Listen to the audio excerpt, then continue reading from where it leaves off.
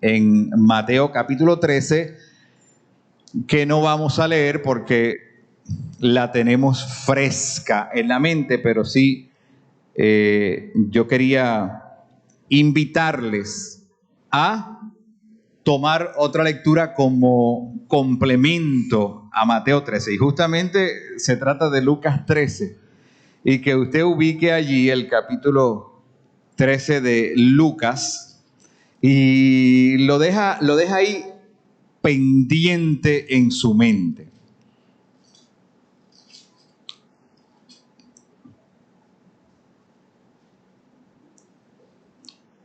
Lucas capítulo 13. Voy a comenzar a leer desde el verso 1 algunos versículos. Dice: en este mismo tiempo estaban allí algunos que le contaban acerca a Jesús de los galileos cuya sangre Pilato había mezclado con los sacrificios de ellos. Respondiendo Jesús les dijo: ¿piensan que estos galileos, porque padecieron tales cosas, eran más pecadores que todos los galileos? Les digo que no. Antes, si no se arrepienten, todos perecerán igualmente. O aquellos 18 sobre los cuales cayó la torre de Siloé y los mató, ¿piensan que eran más culpables que todos los hombres que habitan en Jerusalén? Les digo que no. Antes, si no nos arrepentimos, todos pereceremos igualmente. Y miren la perspectiva que yo le quiero dar a este tema que ha estado enmarcado en la agricultura y que tanto énfasis le hemos dado. Yo quiero usar dos perspectivas para la reflexión de esta mañana. Una de ellas, incluida en el mensaje de Mateo 13, es justamente lo que tiene que ver con el futuro de nuestra vida. ¿Hacia dónde apunta nuestra vida en términos de lo que esperamos, bien se trate para el día de mañana, para de aquí a unos cuantos años o para el encuentro con nuestro Dios? Número uno, futuro. Y la segunda perspectiva que quiero traer a colación en la mañana de hoy tiene que ver con precisamente el meollo de esta parábola.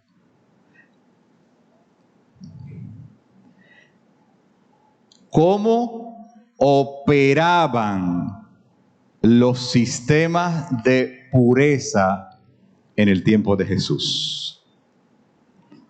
Claro, para entonces luego preguntarnos cómo operan hoy en nuestra vida, de manera que la lectura tenga una aplicación para el día de hoy.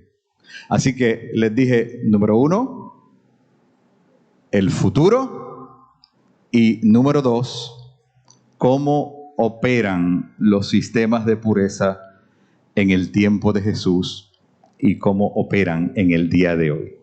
Habiendo dicho eso, tengo que comentar que aunque espiritualmente lo puedo entender, como quiera, me causa un sobrecogimiento más allá de mi comprensión sobre la sabiduría de Jesús y la forma de aplicarla a nuestra vida.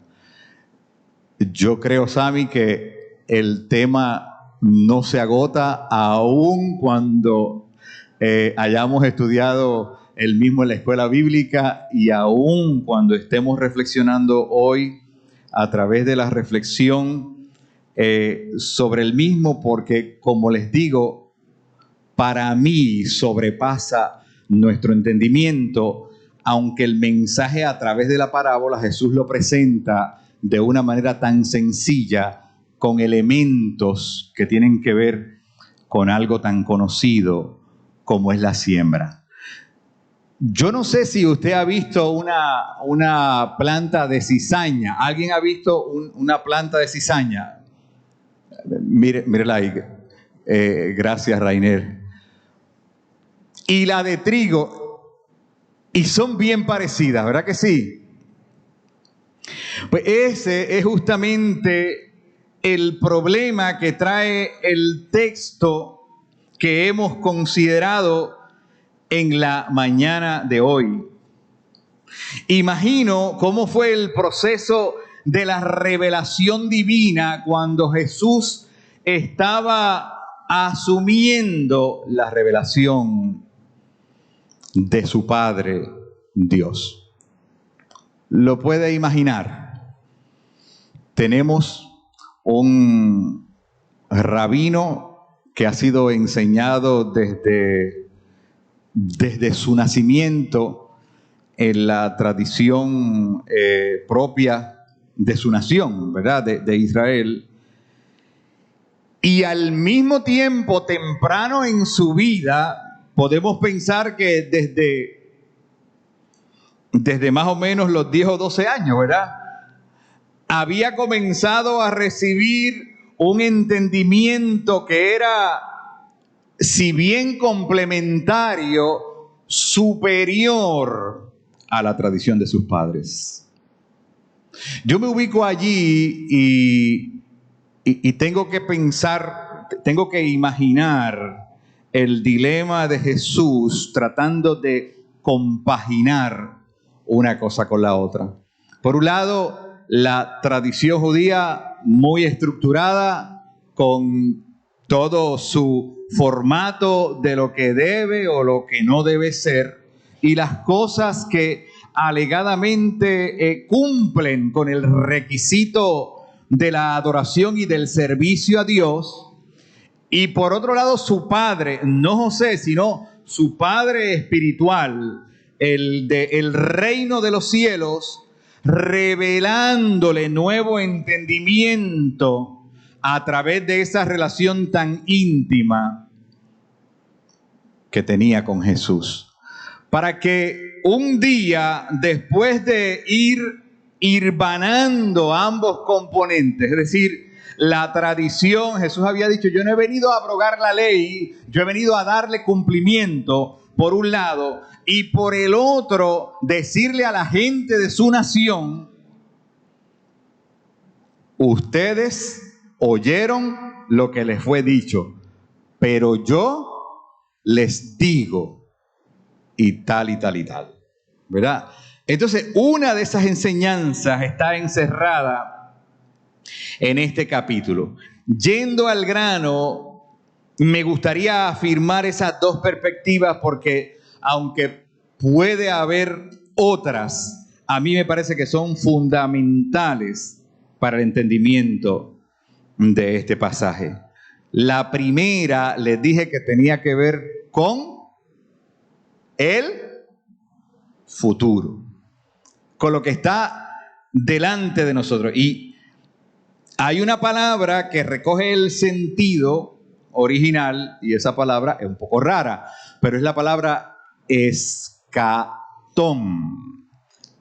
Rara, ¿verdad? La palabra escatón. Es posible que usted la haya oído, pero desde ahí surge la palabra, por ejemplo, escatología, es decir, las cosas que estudian el tiempo del fin.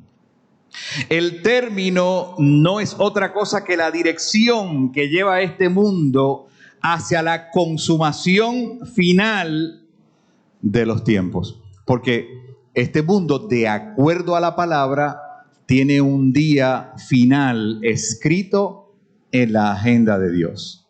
¿Cierto? Hay un día en el que, según nos narra el texto, Dios va a enviar a Jesús con sus ángeles para entonces recibir la cosecha del reino de los cielos. Es decir, nuestra vida en el presente desde el punto de vista bíblico se proyecta hacia el futuro con todas las implicaciones que tiene eso en términos de vivir una vida de responsabilidad delante de Dios. ¿Y sabe por qué esto es importante? Porque hay personas que viven la vida solamente en el presente, interesadas solamente en lo que pueden experimentar hoy, en el provecho que le pueden sacar a la vida hoy, en las sensaciones y el deleite que eso significa para ellos hoy, y se olvidan del futuro. Se olvidan de que Dios ha establecido un parámetro para ese tiempo final que ni usted ni yo sabemos cuándo será. Pero a diferencia de otras perspectivas, amada iglesia, el escatón exige un compromiso con ese futuro. Y para añadirle leña al fuego, parece que muchos elementos de este mundo, y ahora se los voy a lanzar como en forma de pregunta, ¿creen ustedes se dan como si nunca fuera a venir un tiempo final? ¿Piensan ustedes que hay elementos de este mundo que trazan sus filosofías como si nunca fuera a venir un tiempo final? Y entonces se malgastan los recursos, por ejemplo. Se planifica pensando en un sistema de producción abarcador que no mira las consecuencias a largo plazo, ¿verdad? Para dar dos ejemplos. ¿Y qué tiene que ver esto con la parábola? Que en la misma Jesús habla sobre un tiempo en que se recogerá la siega, ¿verdad? Que eso es lo que dice la parte final del texto que leímos en Mateo capítulo 13.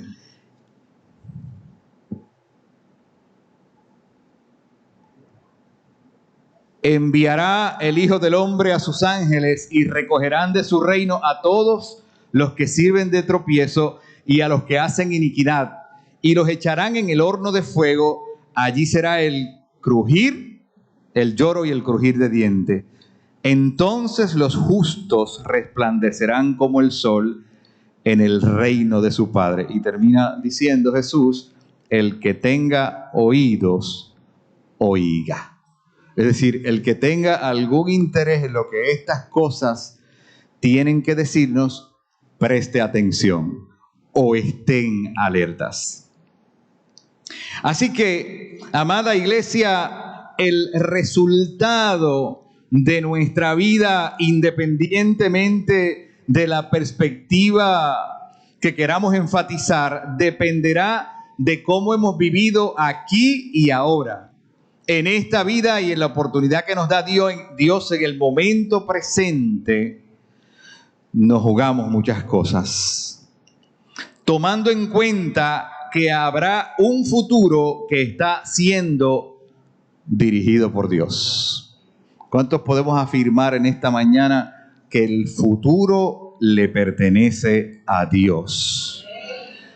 Que no es como quien deja a la deriva algo para que suceda por sí mismo, sino que en ese futuro que está en las manos de Dios, yo también cumplo mi responsabilidad de actuar lo mejor que puedo en esa oportunidad que me da Dios.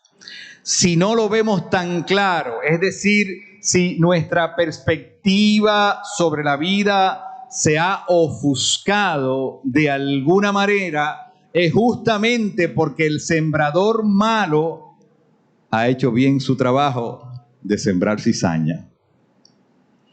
Como dice la parábola y como ustedes mencionaban en la escuela bíblica, cuando todos estaban durmiendo. Cuando todos estaban durmiendo. Y ese dormitar no necesariamente indica tener los ojos cerrados, ¿sabes? Se puede estar durmiendo con los ojos muy abiertos. ¿De qué manera? ¿De qué manera usted piensa que nos podemos entretener tanto en la vida que aunque estemos despiertos, pareciera que estamos durmiendo? De muchas maneras, ¿verdad que sí?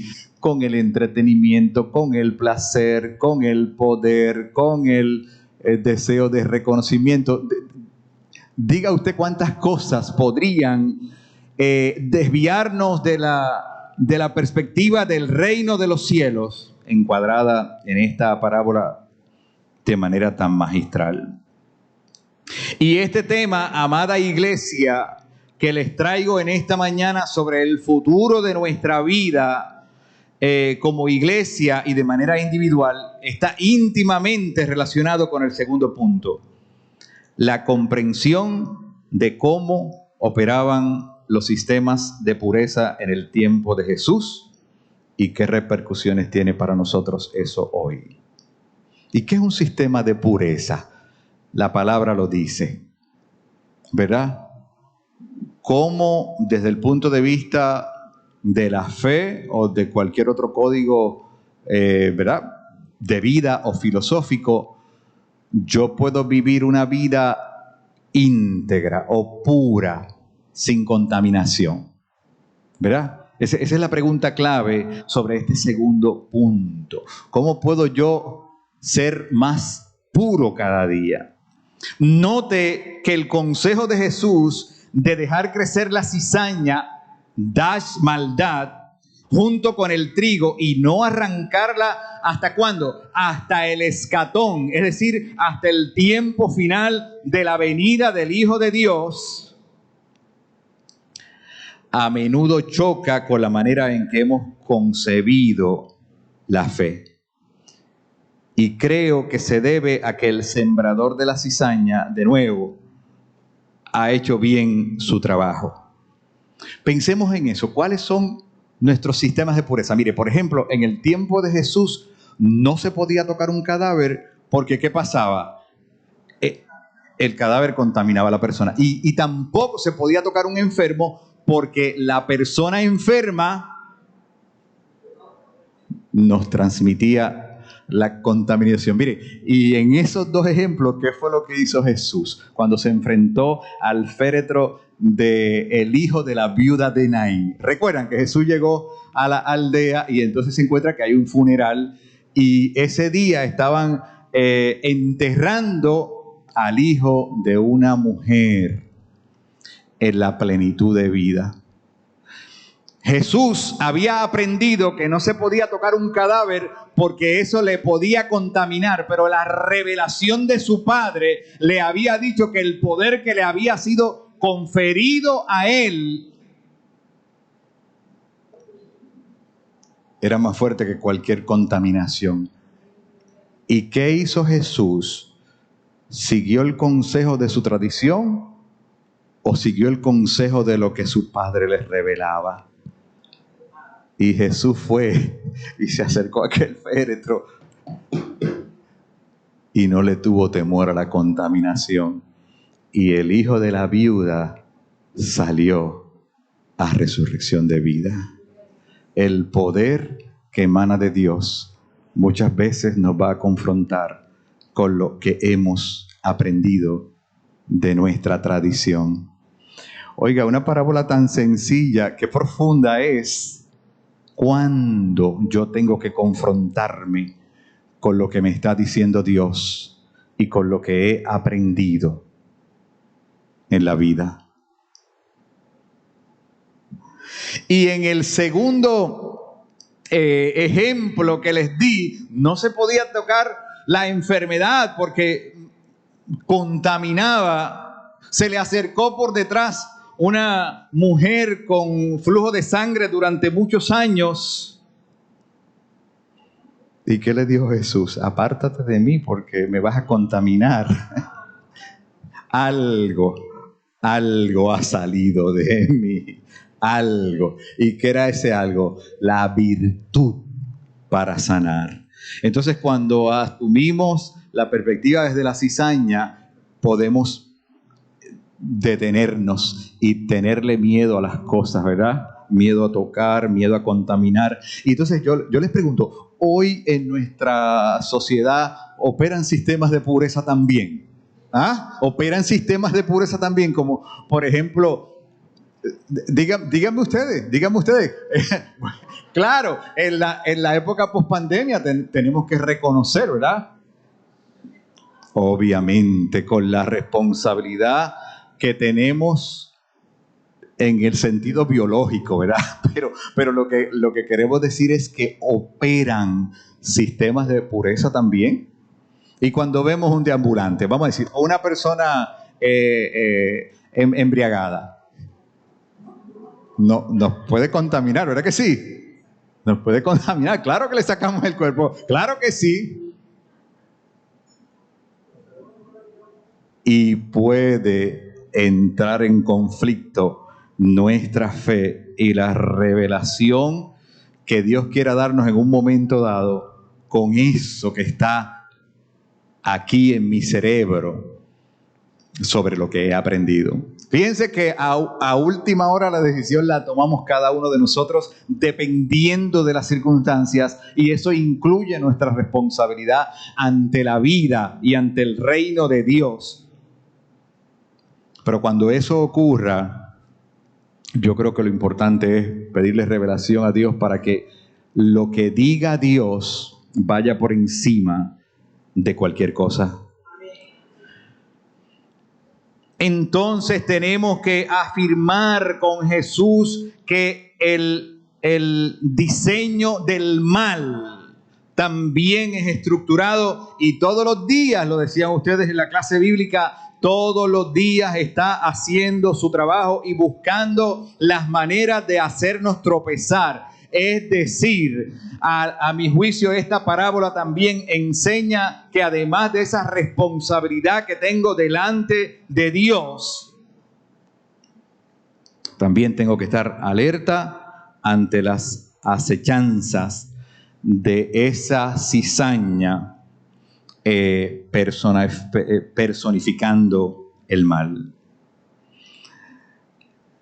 ¿Se dan cuenta por qué es tan contundente el mensaje de Jesús y por qué esta parábola es tan única en el Evangelio?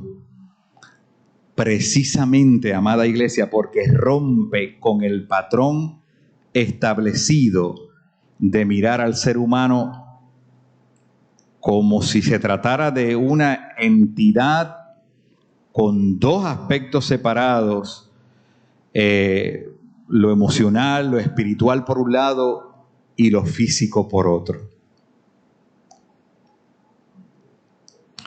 Y Jesús, cuando vinieron los emisarios de Juan el Bautista a preguntar, mira, pregúntale a Jesús si es él al que esperamos, o todavía hay alguien que va a venir por ahí que va a representar, ¿verdad?, el rol del Mesías. ¿Ustedes recuerdan lo que Jesús le contestó? ¿Ustedes recuerdan lo que Jesús le dijo a los emisarios? Vayan y díganle a Juan. ¿Se acuerdan? ¿Qué es lo que está sucediendo? Los cojos andan, los ciegos están recibiendo la vista, los muertos están resucitando y el reino de Dios se ha acercado a ustedes. ¿No les parece curiosa esa respuesta? La señal que le dio Jesús era lo que estaba ocurriendo en medio de una sociedad que había puesto el énfasis en lo aparente. Por eso Jesús le dice en una ocasión a los fariseos, ¿verdad? Ustedes son sepulcros blanqueados. O sea, aparentemente por fuera está todo bien, pero por dentro hay cosas que hay que cambiar. Rompe el patrón con lo establecido. Esa fue la respuesta que el Señor envió a su precursor Juan el Bautista. ¿Qué tiene que ver todo esto con la ilustración sobre el trigo y la cizaña? En relación a lo que les he dicho, recuerden que les he hablado de la perspectiva de futuro y de nuestros propios sistemas de pureza. Así que si usted quiere redondear, ¿verdad?, en una expresión, ¿cómo miramos nuestro futuro desde la perspectiva de Dios? En términos de responsabilidades, en términos también de disfrutar la vida, ¿sabe? Eso es parte de lo del reino de Dios. Lo único que las definiciones son distintas a otras maneras de ver el mundo. Pero en el reino de Dios se disfruta o no.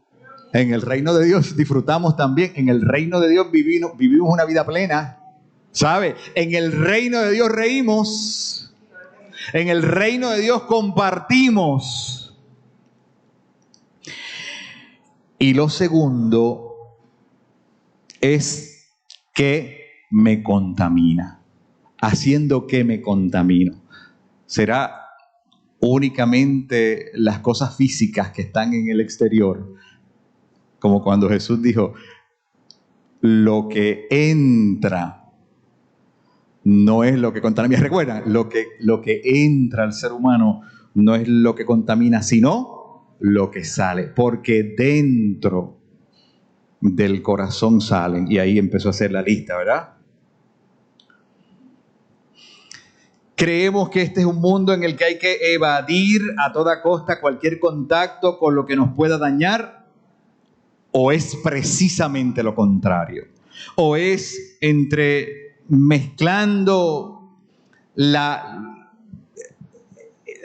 concepción de que este mundo está lleno de maldad y que hemos sido enviados a él para restaurar, para ser sal de la tierra y luz del mundo, o es apartándonos para no dañarnos, para no contaminarnos. Se da cuenta que es posible que nuestra propia manera de establecer nuestros sistemas de pureza también estén arraigados a lo que la Biblia nos dice en algún momento dado en términos de historia de la tradición. Y termino diciendo esta frase: por caótico que pueda ser este mundo, Dios nos ha llamado, iglesia, Dios nos ha llamado a sus hijos y a sus hijas a participar de un reino que tiene que seguir entremezclándose con la maldad. No para dañarse, sino para contaminar de bondad este mundo perdido. Y decimos que así nos ayude Dios.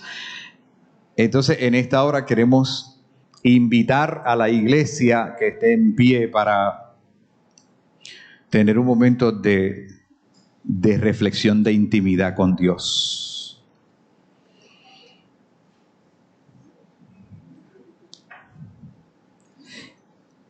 Y decirle al Señor, mire, decirle